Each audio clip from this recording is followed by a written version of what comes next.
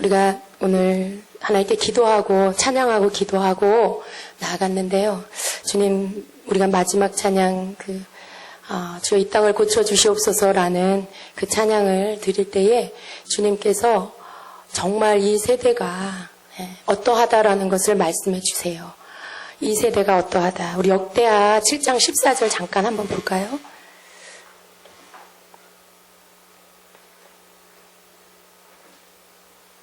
역대하 7장 14절 664페이지입니다.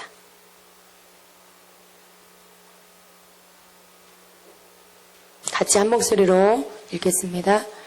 내 이름으로 일컫는 내 백성이 그들의 악한 길에서 떠나 스스로 낮추고 기도하여 내 얼굴을 찾으면 내가 하늘에서 듣고 그들의 죄를 사하고 그들의 땅을 고칠지라. 아멘. 다시 한 번만 다 같이 읽겠습니다.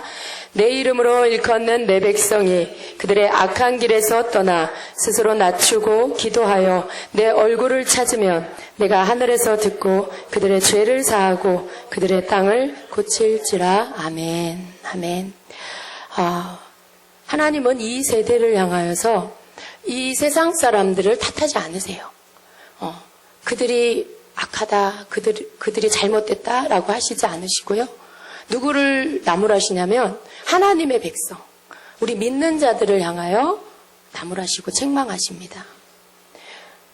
내 이름으로 일컫는 내 백성이 그들의 악한 길에서 떠나면, 그리고 스스로 낮추어서 하나님의 얼굴을 구하고 그리고 나오면 하나님께서 어떻게 하신다고 말씀하십니까? 그들의 죄를 사하고 그리고 그들의 땅을 고쳐주시겠다라고 말씀하고 있어요. 그러니까 결국은 하나님 앞에서 이 땅의 부패함, 이 땅에 악해지는 것들이 누구의 탓이라는 것이죠? 믿는 우리의 탓이라는 거예요. 하나님은 우리에게 물으신다라는 거죠. 왜냐하면 우리가 기도한 것처럼, 회개한 것처럼 하나님은 우리를 향하여 너희가 세상의 빛이라 소금이라 하셨는데 우리가 그 역할을, 우리가 그것을 발휘하지 못했어요. 빛을 잃었고 맛을 잃었기 때문에 세상이 부패한 거예요. 소금인 우리가 맛을 잃지 않았다라면 절대로 세상이 썩지 않겠지요. 소금이 들어가면 썩지 않잖아요. 근데 우리가 그 맛을 잃었기 때문에 세상이 부패하고 우리가 빛을 잃었기 때문에 세상이 어두워졌다라는, 하나님 그렇게 보신다라는 거죠. 그래서 하나님 우리에게 원하시는 건 너희가 먼저 회개하고 너희가 먼저 겸손히 낮추어, 그리고 다른 어떤 것을 구하는 것이 아니라 바로 하나님의 얼굴을 구하고 나와라. 그리할 때 내가 너희를 고칠 뿐더러 너희뿐만 아니라 너희의 땅, 너희가 사는 이 땅을 고쳐주겠다. 이 세대를 고쳐주시겠다. 이 대한민국을 고쳐주시겠다라는 말씀입니다. 그래서 우리가 하나님 앞에 모일 때에 하나님 앞에 기도하는 게 너무 중요해요. 회개의 영은 내가 죄를 기억해서 회개하는 기도는요, 거의 1%, 그건 온전한 회개가 되기가 참 어렵습니다.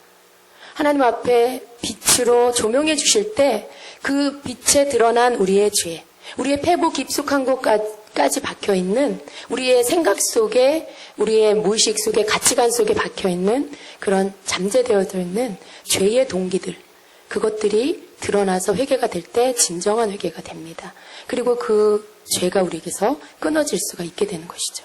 근데 우리는 너무나 겉의 것만 회개하죠. 내가 알면서 거짓말한 거, 내가 알면서 속인 거, 정직하지 못했던 거, 내가 미워한 거, 내가 아는 것만 회개할 수 있어요, 우리는. 그래요. 그러나 성령 앞에 조명되어지면 우리 깊은 곳에 죄에 근원된 것들까지 하나님 앞에 자복하고 회개할 수가 있게 됩니다. 그럴 때 그것이 진정한 회개가 되는 것이죠.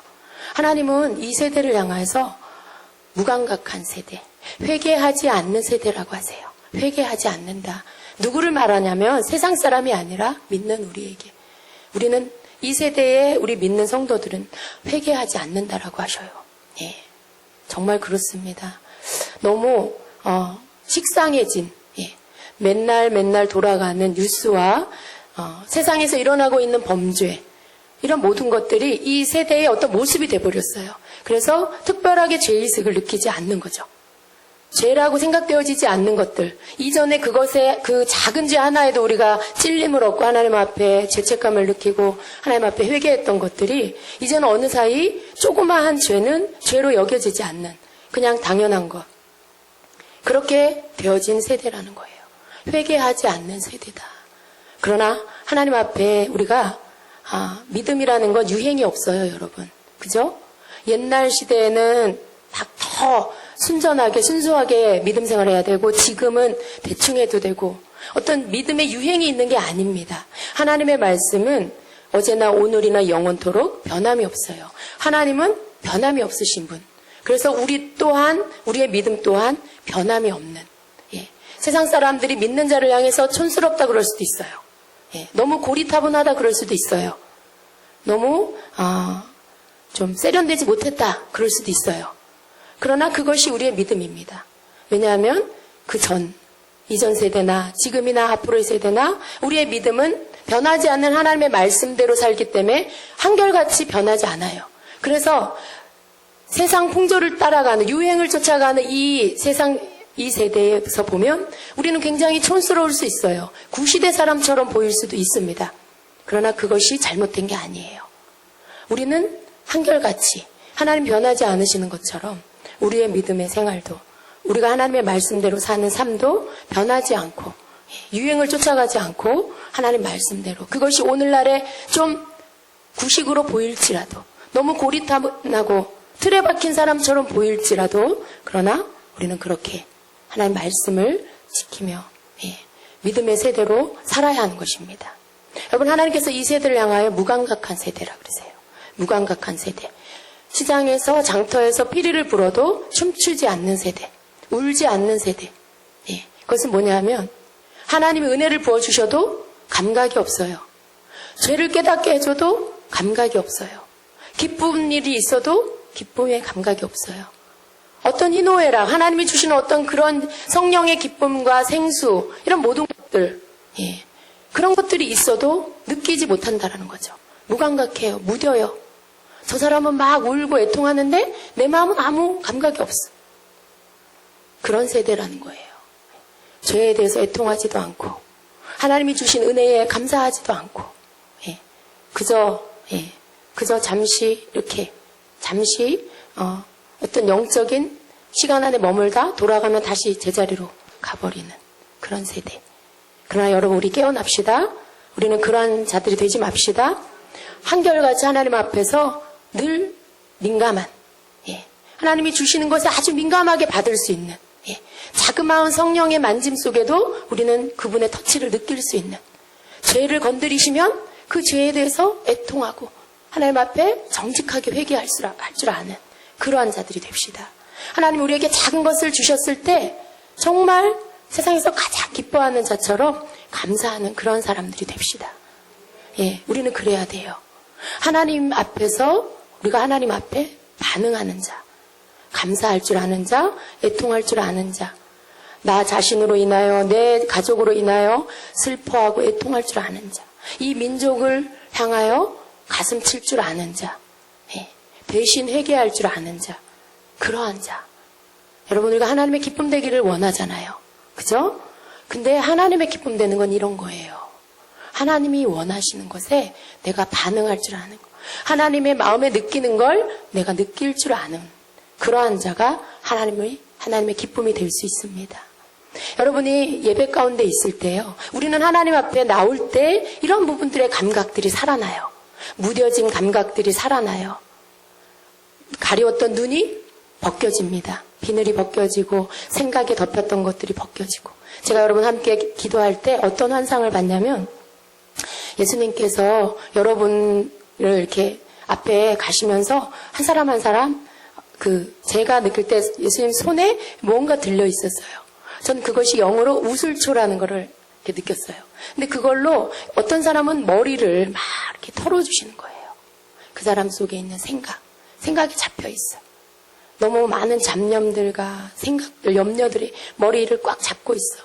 그래서 하나님 앞에 온전히 나오지 못하는 거예요. 예배 가운데, 찬양 가운데 전심으로 못 나오는 그 사람의 머리를 막 예수님 털어주시더라고요. 예. 또 어떤 사람은 이 가슴이 돌덩이처럼 탁탁해. 너무 힘든 일이 많았던 것 같아. 너무 애타는 일이 많았던 것 같아. 이렇게 왜 새까맣게 타면은 이렇게 단단한 잿덩어리가 되잖아요. 그런 것처럼 가슴이 그렇게 탁탁하게 까맣게 굳어 있는 사람. 그런 사람이 있었어요. 예수님이 그 사람 가슴을 막 이렇게 털어주시는데 그 가슴에 까만 게 바뀌더라고요. 새롭게 아주 이렇게 신선한 새로운 살이 돋듯이 그렇게 바뀌더라고요. 하나님 치유하셨어요. 예수님 치유해 주시더라고요. 어떤 사람은 손을 막 털어주세요. 네. 뭔지 아시죠? 손으로 하나님 앞에 잘못한 것들, 손으로 하나님 앞에 범죄한 것들, 주님이 그 손을 씻어주셨어요. 우리가 회개할 때 우리 각자가 어떤 걸로 내가 하나님 앞에 죄 지었는지 다 알지 못해요. 그럼 어떤 사람은 염려하는 것도 죄예요. 근심하는 것도 불신앙입니다. 그걸 하나님이 씻어주시는 거예요. 예수님이. 또 우리 가슴에 막 굳어진 거, 어떤 힘든 일들, 또 속상한 일들 하나님 앞에 털어내지 못하고 내 속에 그냥 속에 막 넣어놓고 있는 거예요. 그게 어떻게 되겠어요? 세상적으로 보면 그게 나중에 암이 되는 거예요. 병이 되는 거예요. 근데 영으로 보면 그 안이 까맣게 타고 굳어져 버린 하나님 앞에 반응하지 못하는 가슴이 되는 거예요. 그것도 하나님 앞에 잘못이에요. 여러분, 우리가 뭔가 슬프고 힘든 일이 있을 때에 우리가 해야 될 일은 뭐냐 하면 그걸 참고 견디고 그냥 내 속에 꾹꾹 넣어놓고 가는 게 아니라 하나님 앞에 갖고 나와서 토설하는 거예요. 어떤 사람이 나한테 너무 아픔을 줬어. 상처를 줬어. 그걸 내가 그냥 가정의 평화를 위해 이웃의 평화를 위해 가만히 참고 있는 게 아니라 하나님 앞에 갖고 나와서 토설하는 거예요. 하나님, 내가 너무 아파요. 하나님, 내가 너무 힘들었어요. 난 저 사람이 너무 미워요. 미우면 밉다고 하세요. 그게 여러분, 우리가 하나님 앞에 솔직한 거예요. 미운데 하나님, 난 저 사람을 사랑하게 도와주세요. 그 말만 하면 안 돼. 먼저 하나님 앞에 미운 감정, 여러분 속상한 감정, 여러분이 느끼는 아픔을 고백을 하세요. 토설을 하세요. 그리고 나서 주님이 여러분에게 주시는 용서의 마음이 올 거예요. 치유의 마음이 올 거예요. 그러고 났을 때 여러분이 용서할 수 있고 치유받을 수 있는 거지, 그걸 안에다 다 넣어놓고 하나님 사랑하게 해주세요. 속에서 미워 죽겠는데 입에서는 하나님의 말씀을 알기 때문에 하나님 사랑하게 해주세요. 그건 아니에요. 그건 이중적인 모습이에요. 하나님은 우리를 아세요. 그래서 우리의 있는 모습 그대로 하나님 앞에 가지고 나와서 고백하고 용서받고, 내가 먼저 하나님 앞에 토설함으로 씻음받고, 그리고 내 안에 용서의 마음을 받고, 그게 되어질 때 이 가슴이 건강해요. 여러분 마음이 건강해질 수가 있어요. 여러분이 우리가 회개할 때 주님이 그 작업을 해주셨어요. 죄를 토설하고 우리 속에 있는 막 쌓여져 있는 것들이 기도하며 토설되어질 때 그 가슴이 치유함을 받았습니다. 어떤 자는 손으로 하나님 앞에 정직하지 못한 손, 그 손을 회개할 때 씻어주셨어요. 우리가 회개할 때 일어나는 일이에요. 실제로 주님께서는 우리의 죄를 기억하지 않으신다. 우리가 고백하고 회개하면 우리의 죄를 기억하지 않으신다 말씀하십니다. 아멘. 우리 회개하는 세대가 됩시다. 무감각한 세대가 아니라 성령께 민감한 그러한 자들이 됩시다. 그게 우리 자신을 지키는 길이에요. 깨어있는 그러한 길입니다. 여러분, 오늘 사실은 제가 이 말씀을 전하려고 한 건 아닙니다. 오늘 우리가 기도할 때 이 메시지들을 주셔서 잠깐 나누고요. 오늘 말씀은 출애굽기, 길지 않게 하겠습니다. 출애굽기 8장입니다.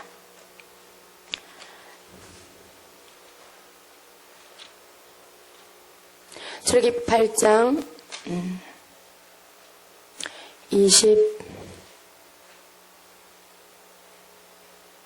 25절부터인데요.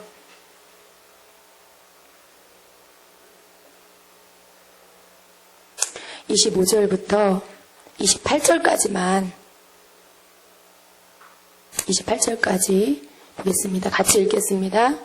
바로가 모세와 아론을 불러 이르되 너희는 가서 이 땅에서 너희 하나님께 제사를 드리라. 모세가 이르되 그리함은 부당하니이다. 우리가 우리 하나님 여호와께 제사를 드리는 것은 애굽 사람이 싫어하는 바인즉 우리가 만일 애굽 사람의 목전에서 제사를 드리면 그들이 그것을 미워하여 우리를 돌로 치지 아니하리이까. 우리가 사흘길쯤 광야로 들어가서 우리 하나님 여호와께 제사를 드리되 우리에게 명령하시는 대로 하려 하나이다. 바로가 이르되 내가 너희를 보내리니 너희가 너희 하나님 여호와께 광야에서 제사를 드릴 것이나 너무 멀리 가지는 말라. 그런즉 너희는 나를 위하여 간구하라. 아멘. 예. 오늘 제목이 성도를 향한 마귀의 작전이에요. 마귀의 작전. 여러분, 마귀가 믿는 자들을 향해서 작전을 세우는 거 아세요? 마귀가 작전을 세웁니다. 어떻게 하면 한 사람이라도 더 멸망시킬까? 어떻게 하면 한 사람이라도 더 예수 믿고 구원받은 것을 잃어버리게 할까? 이게 마귀의 작전이에요. 그래서 마귀는 나름대로 작전을 세워서 우리가 막 작전 세우잖아요. 뭐 여리고 20일 작전, 뭐 그런 거 여러분 하시잖아요. 그죠? 작전 기도로 또 작전을 세우고, 뭐 금식 기도로 작전을 세우고. 근데 마귀도 하나님의 백성들을 향해서 작전을 세웁니다. 4가지 작전이 있습니다, 여러분. 근데 이 작전은요, 참 우리가 예수 믿고 교회 안으로 들어왔어. 그 신앙생활을 하는 여정 안에 이 마귀가 그 단계 안에서 어떻게 해서든지 하나님 앞에 나아가지 못하도록 가로막는 것들이에요. 이스라엘 백성이 애굽에서 하나님이 모세를 보내서 그 백성을 데리고 이제 광야로 나오라고 하셨어요. 그리고 하나님이 지시하는 그 땅으로, 약속의 땅으로 가게 하십니다. 근데 그 과정 안에 이제 이 이스라엘 백성을 붙잡고 있었던 바로는 이 백성을 놔주지 않아요. 계속해서 가라 해놓고는 다시 번복하고 또 가라 해놓고는 다시 번복하고 보내주질 않습니다. 하나님께서 10가지 재앙으로 치실 때까지 보내주지 않아요. 그런데 이 말씀에서 보면은요, 이 바로의 행하는 일들을 보면 바로 믿는 자들을 향한 마귀가 하는 일을 지금 보여주고 있어요. 모형이에요. 바로는 사단입니다. 사단을 상징해요. 애굽은 세상을 상징합니다. 이스라엘 백성이 출애굽해서 나오는 이 여정이요, 바로 예수 믿지 않고 세상에 속해 있다가 예수님을 믿고 하나님의 자녀가 되는 그 과정 안에서 그 여정하고 똑같습니다, 여러분. 그래서 우리가 이스라엘 백성의 출애굽 과정을 보면은요, 우리의 단계가 어디쯤에 와 있는지 알 수가 있어요. 우리에게 지금 일어나는 일들이 마귀의 몇 번째 작전인지를 우리가 볼 수가 있게 되는 것입니다. 여러분, 바로가요, 25절에 보니까 계속해서 가라, 또 안 된다, 마음이 막 바뀌죠. 근데 25절 보니까 바로가 모세와 아론을 불러 이르되 너희는 가서 이 땅에서 너희 하나님께 제사를 드려라, 이렇게 허락을 해요. 예, 막 안 보내준다가 이제 너희 하나님 이 땅에서 가서 제사를 드리는데 하나님 뭐라고 하셨냐면, 이스라엘 백성을 데리고 출애굽해서 나와서 광야에 사흘길쯤 가서 거기서 제사해라, 희생을 드려라. 여러분, 여기서 희생은 제사를 말해요. 제사는 예배입니다. 희생을 드려라 말씀하시는데 계속 안 보내줘요. 그러다가 이제 바로가 허락한 게 어디냐면, 너희는 가서 제사를 드려라. 근데 어디서 드리냐면 광야로 가지 말고 이 땅에서 드려라, 이 애굽 땅에서 드려라 라는 거예요. 하나님께서 우리에게, 믿는 자들에게 여러분 선물을 주셨죠. 무엇을 주셨죠? 구원을 주셨어요. 예수님을 통해서. 근데 여러분, 우리는 그걸 어떻게 받았습니까? 공짜로 받았어요. 여러분, 그거 값 주고 사셨어요? 돈 내고 사셨어요? 아니에요. 그냥 믿음으로 얻었어요. 정말 거저 받았습니다. 그런데 하나님 편에서 보면 그것은 공짜로 주신 게 아니에요. 하나님은 아주 비싼 대가를 치르고 그걸 우리에게 주신 거예요. 당신의 하나뿐이 없는 아들, 독생자 예수님을 죽게 하시고 이 땅에 보내셔서 십자가에 죽게 하시고 그 대가를 치르고, 그리고 우리에게 그걸 주신 거예요. 아주 비싼 대가를 치르시고. 근데 우리는 선물로 그냥 받았죠. 근데 하나님께서 그걸 주실 때에 그냥 선물로 주셨어요. 그러나 거기에는 이제 너희는 내 백성으로 살아라 라는 하나님의 말씀을 알고 그 말씀대로 나를 따라와라 하는 조건이 있는 거예요. 거저 받았으니까 아무렇게나, 공짜로 받았으니까 아무렇게나 그걸 사용해도 된다는 게 아니에요. 구원은 하나님 우리에게 예수님을 통해서 거저 주셨지만 이제 그 구원을 성취시키는 과정 안에서 하나님은 하나님의 백성으로서 우리를 따라오기를 원하세요. 그래서 그 말씀대로 우리가 살아야 합니다. 하나님께서 이스라엘 백성에게 희생을 드리되 제사를 드리되 아무렇게나 드리지 말고 광야에 사흘 길을 가서 거기서 희생을 드려라. 거기서 예배를 드려라 라고 하신 거예요. 마귀는 어떤 작전을 피냐면요. 그 첫 번째 작전이 뭐냐면 우리가 처음 예수를 믿을 때 마귀는 그래요. 그냥 교회에 안 다니고 그냥 하나님 믿어라. 여기 세상에 있으면서 하나님 믿어. 꼭 뭐 교회를 나가야 되니? 교회 안 나가도 돼. 요즘에는 인터넷으로 그냥 내가 원하는 목사님 말씀 들으면 되고 그리고 헌금하고 싶으면 온라인으로 그냥 보내면 되고 굳이 교회 출석 안 해도 돼. 그냥 적당히 그냥 편하게 세상에서 교회 다녀라고 하는 거예요. 이게 마귀가 예수를 믿기 시작한 사람에게 하는 첫 번째 작전입니다, 여러분. 그냥 이 땅에서 하나님께 예배해. 멀리 갈 필요 없어. 라는 거죠. 이게 마귀의 첫 번째 작전이에요. 근데 여러분, 그렇게 하는 것들이, 굉장히 귀에 솔깃해요. 그렇잖아요?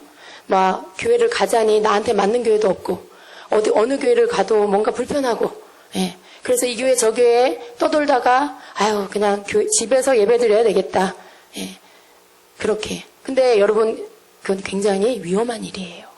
하나님께서 교회를 세우시고요. 교회를 다니게 하시는 이유는 우리가 교회를 다님으로 인해서 하나님의 백성인 것을 지킬 수가 있어요.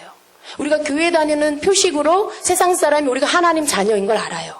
그럼 어떻게 알아요? 여러분이 하나님 자녀인 걸. 주일날 교회 가고 예배 시간에 교회 가는 것을 보고 세상 사람들이 우리가 하나님 자녀인 걸, 하나님 백성인 걸 구별합니다. 교회를 다녀야 돼요. 교회에 나와서 예배를 드려야 돼요. 근데 이거 없이 신앙생활 할 때 병들어요. 여러분, 이 믿음의 생활을 온전하게 할 수가 없습니다. 스스로 믿음을 지킨다라고 하지만 오래 가지 못하고요. 굉장히 혼란스러운 신앙생활을 할 수밖에 없고요. 어려움이 올 때 쉽게 넘어질 수밖에 없어요. 어떤 영적인 우산이 없는 거예요. 영적으로 이렇게 나를 지켜줄 울타리가 없는 거예요. 그래서 여러분, 마귀는 이러한 부분을 너무나 잘 알기 때문에 그렇게 말합니다. 여러분, 그냥 여기서 예배해. 집에서 예배해. 교회 출석 안 해도 되고, 교회 골치 아프니까 등록하지 않아도 되고, 예, 그게 마귀의 첫 번째 작전입니다.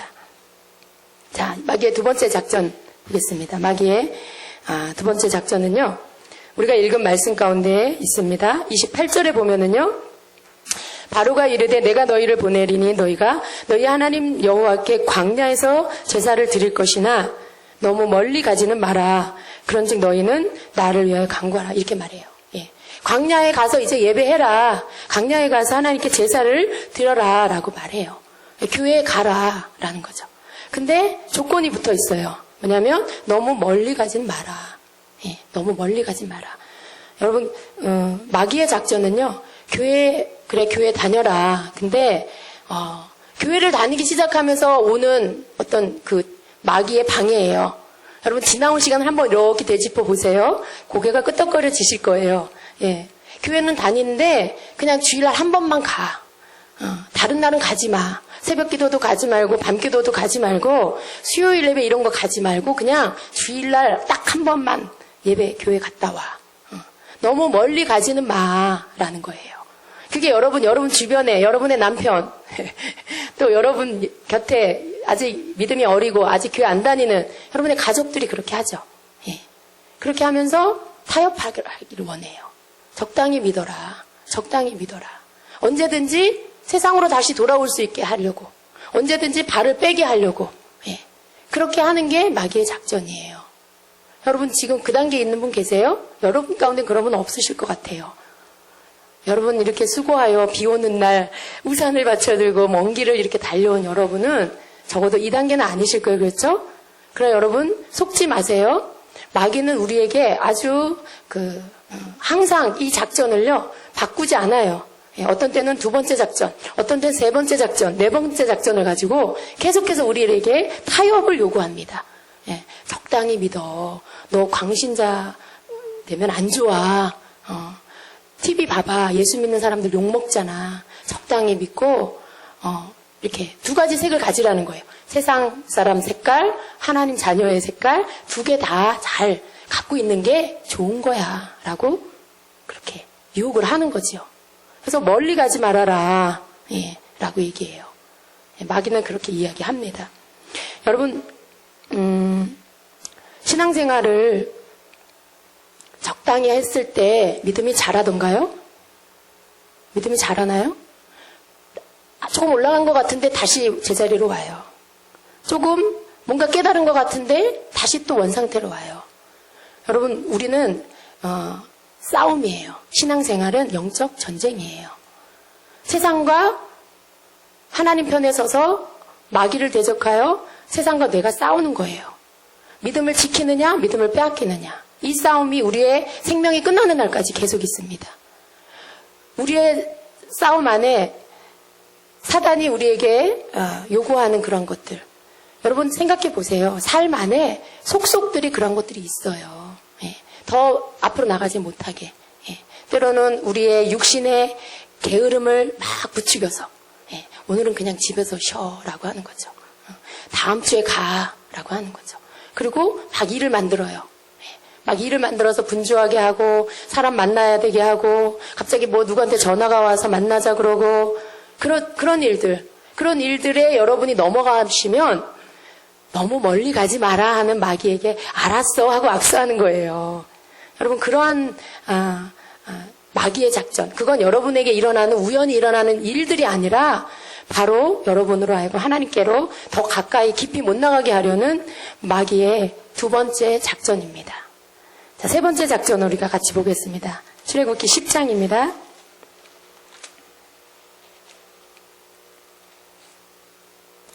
출애굽기 10장 1절, 11절 봅니다. 11절. 자, 같이 읽겠습니다. 그렇게 하지 말고 너희 장정만 가서 여호와를 섬기라. 이것이 너희가 구하는 바니라. 이에 그들이 바로 앞에서 쫓겨나리라. 아멘. 우리 10절부터 같이 읽을까요? 바로가 그들에게 이르되 내가 너희와 너희의 어린아이들을 보내면 여호와가 너희와 함께함과 같으니라. 보라 그것이 너희에게는 나쁜 것이니라. 그렇게 하지 말고 너희 장정만 가서 여호와를 섬기라. 이것이 너희가 구하는 바니라. 이에 그들이 바로 앞에서 쫓겨나니라. 아멘. 예. 마귀는요 이제 어떻게 하냐면 믿음이 조금씩 자라면 이제 어떤 작전으로 바꾸냐면 너만 믿어. 예. 그냥 어른만 믿어. 자녀들은 그냥 놔두라는 거예요. 애들을 데리고 가지 못하게 합니다. 광야를 가긴 가는데 장정들만 가라. 어린아이들은 놓아두고 가라. 애굽에 두고 가라는 거예요. 그게 마귀의 작전이에요. 근데 여러분 이제 신앙생활 하면서 뭐예요? 그냥 너만 다녀. 예. 너만 교회 다녀. 그런 환경들. 그리고 자녀들은 세상에 그냥 두게 해요. 믿음 생활 하지 못하게 그냥 그 상태로 공부해야 되고 학원 다녀야 되고 여러분 애들 되게 바빠요. 어른보다 더 바쁘더라고요. 그래서 그 아이들을 그냥 예수 믿지 않는 상태로 그냥 두라고 하라는 거죠. 근데 여러분 성경에 보면 자녀를 저도 참 이 말씀을 나누면서 제 마음이 참 두렵습니다. 하나님 앞에. 예. 자녀를 잘 양육하지 못해서 하나님 앞에 심판받은 사람들이 있어요.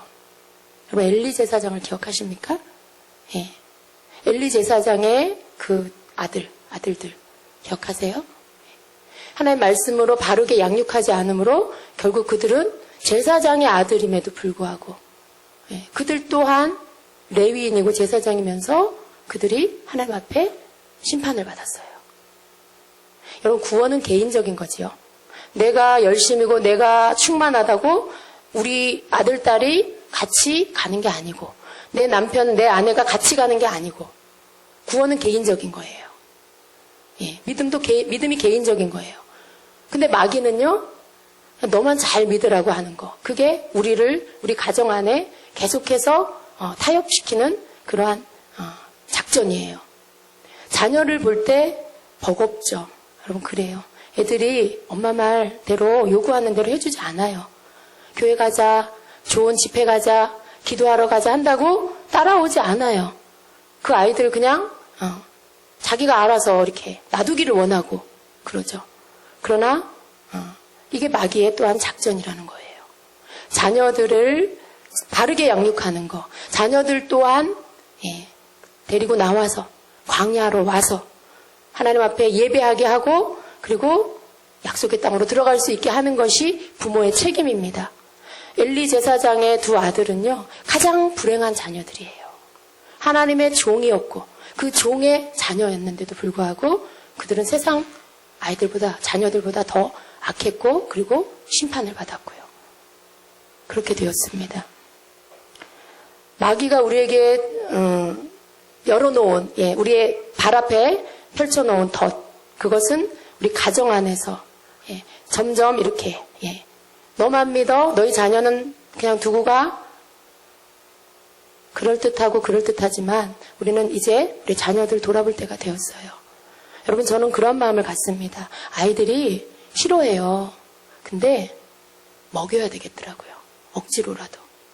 어떤 형식이 아니더라도요, 하나님 말씀을 먹여야 되겠더라고요. 하나님께 기도하면서요, 싸우는 거예요. 어떻게?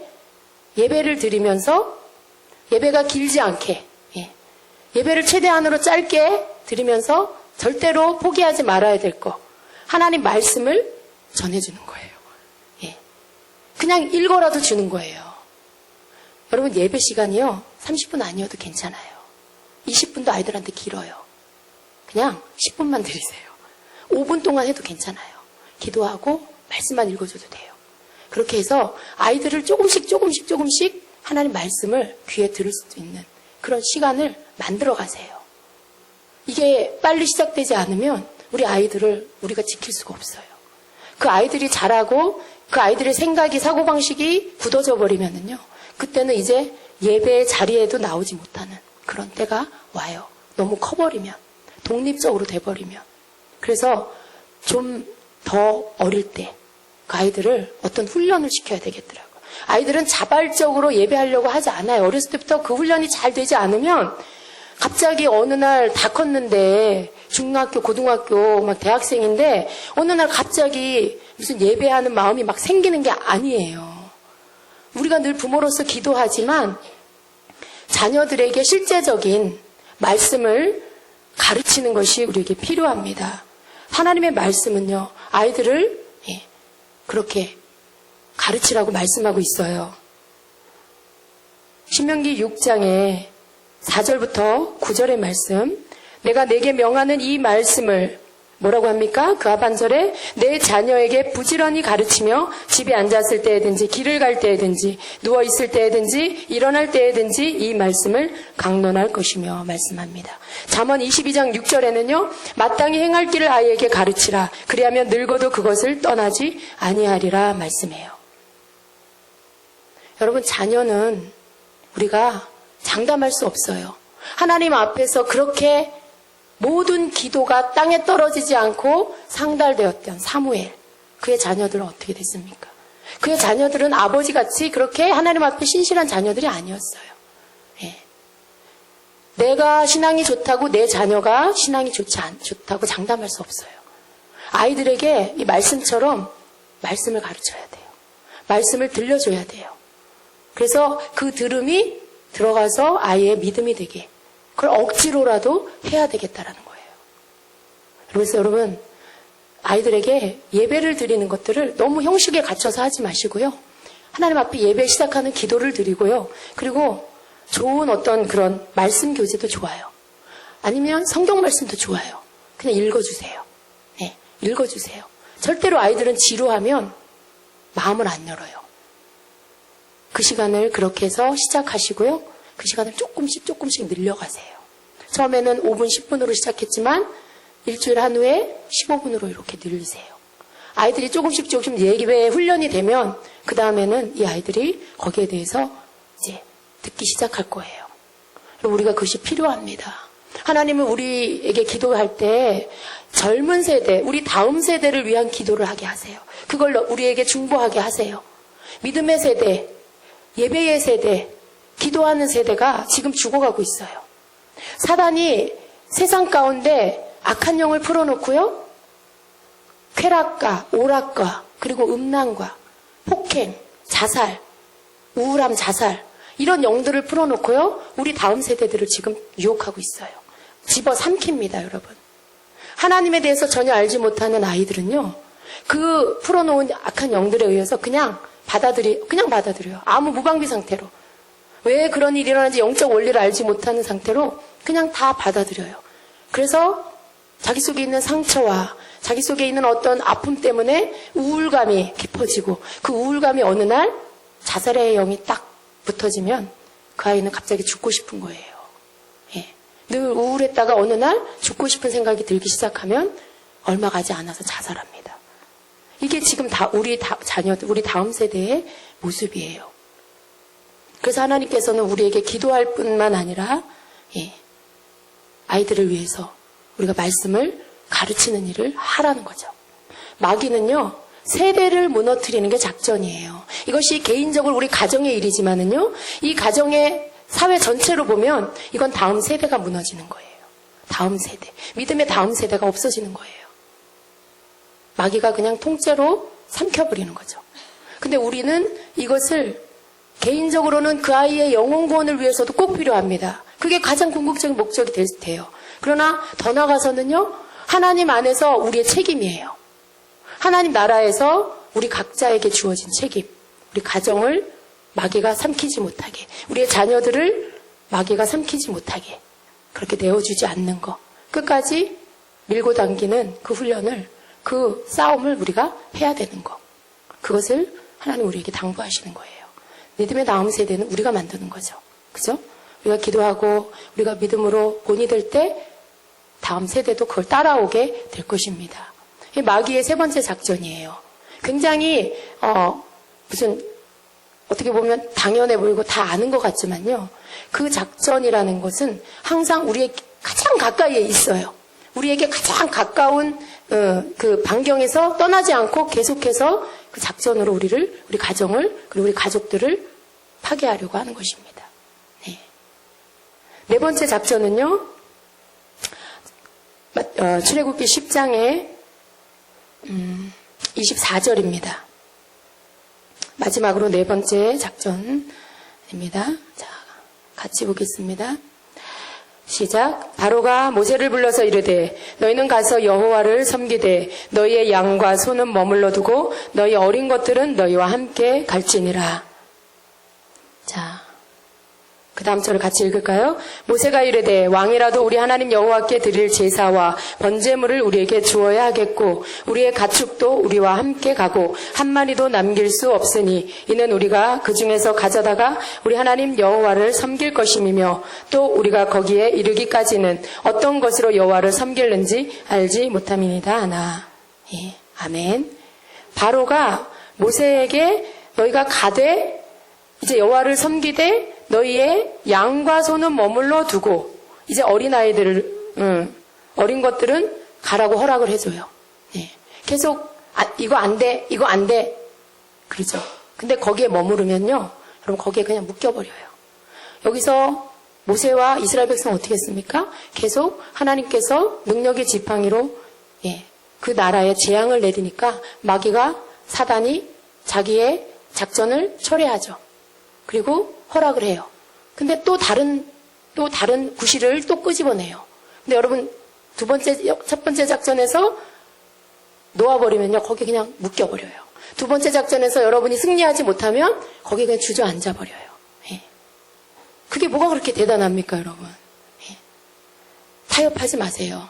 두 번째 작전을 이겨내셔야 돼요. 세 번째 작전도 이겨내셔야 돼요. 자녀들 내어주지 마세요. 여러분이 지켜야 돼요. 이건 하나님 앞에서 우리가 해야 될 사명입니다. 네 번째 작전. 이제 아이들을 데리고 가라고 하죠. 근데 이제 조건이 뭐냐면 양과 소는 가져가지 마라. 예, 그냥 두고 가라라는 거예요. 여러분 이때 당시 이스라엘 백성에게 있어서 양과 소는 재물이에요. 자산이에요. 이 재정이에요. 이거 자기 재산이에요. 근데 그걸 두고 가라는 거죠. 예, 물질이에요, 말하자면. 예, 물질은 갖고 가지 마라. 뭐예요? 너가 하나님 섬기되 그냥 몸으로 섬겨라. 그냥 마음으로만 섬겨라. 물질은 하나님 앞에 드리지 마라. 라는 거예요. 예. 여러분 물질이 마귀가 왜 물질을 이렇게 올가매냐 하면요. 우리가 세상에 사는 동안에 섬길 수 있는 두 주인 중에 하나예요. 그죠? 두 주인. 하나는 하나님이에요. 또 한 주인은 물질이에요. 너희가 두 주인을 섬길 수 없다. 하나님과 물질을 겸하여 섬길 수 없다라고 말씀하셨어요. 그만큼 물질은 우리가 이 땅에 사는 동안에 우리의 섬김, 우리의 우상이 될 수 있는 가장 첫 번째 것입니다. 마귀는 그걸 알아요. 그래서 너가 하나님 섬기되 물질은 섬기지 마라. 물질로는. 그 안에는 무슨 뜻이 있습니까? 너는 하나님도 섬겨. 그리고 물질도 섬겨. 물질을 하나님 앞에 드리지 마. 물질은 너를 지켜주는 힘이야. 물질은 너의 평생에 네가 먹고 살아야 될 너를 지켜주는 뒷받침을 해주는 그러한 거야. 그러니까 너 하나님 앞에 물질 드리면 안 돼. 라고 하는 거죠. 그건 뭐냐면 넌 하나님도 섬기고 물질도 섬겨. 라는 거예요. 여러분 우리가 바로의 이 말들을요. 주의 깊게 들을 필요가 있습니다. 우리가 하나님 앞에서 물질을 드린다라는 것은 헌금을 많이 해라 이런 차원이 아니에요. 물질에 대해서 하나님 앞에서 통과가 돼야 돼요. 통과가 돼야 돼요. 물질과 하나님을 섬기는 두 가지에 하나님만 섬긴다라는 그 테스트에서 우리가 통과가 돼야 돼요. 여러분이 물질 문제로 인해서 하나님 앞에 뭔가 막히는 게 있으면 그건 물질을 섬기는 거예요. 여러분이 물질로 하나님 앞에 뭔가 정직하지 못하면 그건 여러분이 물질을 섬기고 있는 거예요. 하나님 앞에 우리가 헌금을 드리죠. 하나님 앞에 우리가 하나님 앞에 뭔가를 표현을 할 때 물질을 드려요. 예. 옛날에는 어떻게 했습니까? 양과 염소를 소를 잡아서 제사를 드렸죠. 예. 하나님 앞에 희생을 드려서 제사를 드렸어요. 물론 그것이 어떤 피 흘림에 대한 그 부분에 대한 걸 지금 설명하려는 게 아니에요. 지금 이것은 어떤 물질에 대한 그러한 말씀이에요. 그런데 여러분 이 부분에 있어서 마귀는요 너무나 아주 당연하다는 듯이 그리고 가장 그리스도인들이 쉽게 넘어가는 물질 부분에 있어서 쉽게 거기에서 발을 딱 멈춰버리는 그걸 알기 때문에 물질을 가지고 더 앞으로 나가지 못하게 딱 잡아요. 여러분 하나님께서 우리의 모든 필요를 공급해 주십니다. 믿으십니까? 하나님이 우리에게 뭔가를 빼앗는 분이 아니세요. 하나님은 우리에게 주시고 그리고 이 공급하시는 분이 나다. 너희의 주님이다. 너희 하나님이다라는 것을 고백받기를 원하세요. 그 믿음을 우리에게 보기를 원하세요. 그것이 또한 11조고 또 하나님 앞에 드리는 예물이에요. 그걸 통해서 우리는 하나님 나 의무를 다했습니다. 그게 아니라 하나님은 나의 공급자입니다. 하나님 나는 하나님을 섬기는 것이지 물질을 섬기지 않습니다. 라는 신앙의 고백이 우리의 헌금 안에 들어있는 거예요. 그리고 여러분 우리가 물질을 드릴 때는 물질만 드리는 거 하나님 안 받으세요. 그냥 의무적으로 헌금 시간이니까. 하나님이 받으시는 예배 안에는요. 나의 삶과 내가 드리는 물질 그게 합쳐졌을 때 하나님이 받으세요. 내가 드리는 예물은요. 하나님 앞에 내가 한 주간 사는 삶 안에 감사한 마음 감사와 그리고 하나님 앞에 나와 예배할 수 있는 것에 대한 감사 내게 생명을 주신 것에 대한 감사 우리 가정을 하나님 늘 지켜주심에 대한 감사 항상 하나님께서 그 날개 아래 품으시고 필요를 채워주심에 감사 그 모든 것이 그 헌금의 표현이 되는 거예요.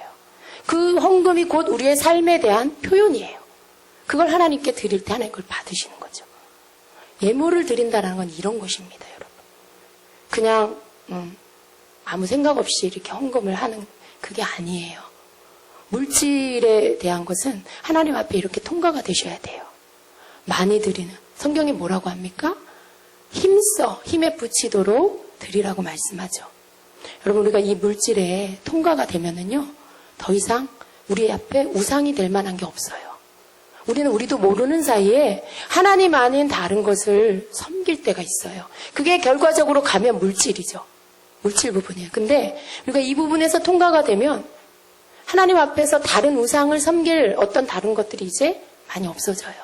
항상 보면 물질 문제로 인해서 하나님과 물질의 사이에서 갈등하는 거죠. 여러분, 우리가 이 부분에 있어서도 통과합시다. 하나님을 신뢰하세요. 하나님은 금, 은, 보화, 세상의 모든 은금이 누구 것이라고 그러셨죠? 하나님 거라고 그러셨어요. 하나님은 돈이 없으신 분이 아니라 우리에게 필요를 공급해 주시는 분. 우리가 구할 때 우리의 필요를 주시는 분. 하나님은 우리의 아버지이십니다. 그래서 우리가 물질 부분에 있어서 마귀에게 속으면 안 돼요. 하나님 앞에 주님이 드리라 하시면 드리고, 자유하셔야 돼요. 어디에 매이지 마세요. 그것은 우리 속에 있는 물질에 대한 인색함 때문에 우리가 속을 때가 있어요. 그러나 하나님 앞에, 하나님 다 주신 분인데, 하나님이 설사 다 가져가신다 해도 하나님 이건 당신 것입니다 라고 할 수 있는 그 통과된 그 믿음이 우리에게 있을 때 더 이상 마귀는 이것으로 우리를 유혹할 수 없어요. 여러분 어떠세요? 어디에 계세요? 어느 부분에 있으세요? 거기에 다 통과되시길 축복합니다. 여러분 이것이 한 번 지나갔다고 되는 게 아니라 우리가 사는 날 동안에 이 마귀의 작전은 우리가 모르면 계속 우리를 속이려고 해요. 그러나 여러분 이제 사건을 만날 때 이게 몇 번째 작전이구나 보세요. 그걸 볼 줄 아는 눈을 가지세요. 그래서 왜 이런 일이 생겼을까 혼란스러워하지 마시고요. 적을 알고 나를 알면 백전백승이잖아요. 마귀의 작전을 우리가 알면 속지 않아요. 그죠? 믿음으로 대처하고 마귀가 원하는 일이 아니라 하나님이 원하는 그 일로 우리가 선택하고 그렇게 나아갈 때 우리는 승리할 수 있습니다. 하나님께로부터 왔어요. 모든 게. 나도 하나님께로부터 왔고 내 자녀도 하나님께로부터 왔고 그죠? 내 가정도 내게 주어진 물질과 모든 재산도 하나님께로부터 왔습니다. 우리가 하나님의 은혜가 아니고 축복이 아니면 어떻게 우리가 무엇을 누릴 수 있고 무엇을 먹을 수가 있겠어요? 하나님 우리에게 주신 것이죠. 우리가 그걸 믿는 게 하나님 앞에 합당한 거예요. 우리가 그걸 믿는 믿음이 있을 때 하나님 기뻐하십니다. 네가 나를 믿는구나. 내가 너의 창조주인 것을 믿는구나. 내가 너의 아버지인 것을 네가 믿고 있구나. 책임져 주시죠. 근데 아버지로 안 믿는 사람은 하나님이 책임지시지 않을 것 같아요. 하나님의 돌보심이 믿는 자에게 있어요. 믿지 않는 자는 옆에 서 계셔도요, 아무 일도 안 하신다라는 거예요. 믿을 때 하나님이 손을 얹어 역사해 주시죠. 내가 하나님 내 아버지로 안 믿는데, 내가 어려움을 겪는데 하나님 앞에 나와서 하나님 나 이거 필요한데 채워주세요. 라면 하나님을 아버지로 믿는 거죠. 하나님을 나의 공급자로 믿는 거죠. 근데 그렇게 안 해요. 그렇게 안 하고 근심 걱정하고 막 인간적인 방법으로 막 다니고 하나님이 아무 일도 안 하시죠. 그러면 거기에는 믿음이 없잖아요. 그래서 우리가 하나님을 아버지로 믿는 거, 그분이 날 책임지실 거라는 거, 그걸 믿는 게 하나님의 앞에 우리가 필요를 공급받는 방법입니다. 신뢰하세요. 하나님을 신뢰하면 마귀에게 속지 않아요. 우리의 믿음은 이렇게 마귀의 작전을 밟아버리고 다음 단계로 나아가는 자가 돼야 돼요. 발목을 붙잡히지 마십시오. 자녀 때문에 매이지 마세요. 여러분, 자녀는 우리가 책임져야 할 우리의 사명이지만 그 아이 때문에 매이는 건 아니에요. 자녀에게 매이는 건 아니에요. 그 아이를 믿음으로 먹이고 양육하고 밥도 먹이지만 영적인 양식도 먹이고 그래서 하나님 앞에서 바로 설 수 있게 최선을 다하는 거, 이게 자녀를 가진 부모의 해야 할 일입니다. 우리 자녀들도 지킵시다. 말씀으로 키웁시다. 안 되더라도 해갑시다. 포기하지 말고 한 줄 말씀이라도 먹이면 돼요. 오늘 내가 이 아이에게 꼭 하나님 말씀 한 구절 읽어주리라. 그렇게 시작하세요. 그러면 걔는 귀가 귀머거리 아니잖아요. 그죠? 귀에 청력이 있으면 말씀을 읽어주면 듣게 돼 있어요. 그리고 하나님의 말씀은 능력이기 때문에 그 아이 속에서 역사하십니다. 믿습니다. 저는 그걸. 그 아이가 듣게 들려주면 그 아이 속에 그 말씀이 역사해요. 그것이 쌓이면 그 아이가 하나님 말씀 앞으로 돌아오게 되어 있습니다. 우리 그렇게 합시다. 아멘. 네, 하나님 앞에서 마귀의 작전이 아니라 하나님의 작전 속에 우리가 더 한 단계 그걸 눌러버리고 오히려 우리 주변에서 완전히 떠나가 버리게 하는 그러한 강력한 믿음의 군대가 됩시다. 강력한 믿음의 성도들이 됩시다. 아멘. 우리 이 시간에 같이 기도합니다. 기도하고요. 하나님 앞에서 하나님 제가 여러 가지 사건이 있을 때 그게 그냥 일인 줄 알았어요. 하나님 그게 내 형편인 줄 알았어요.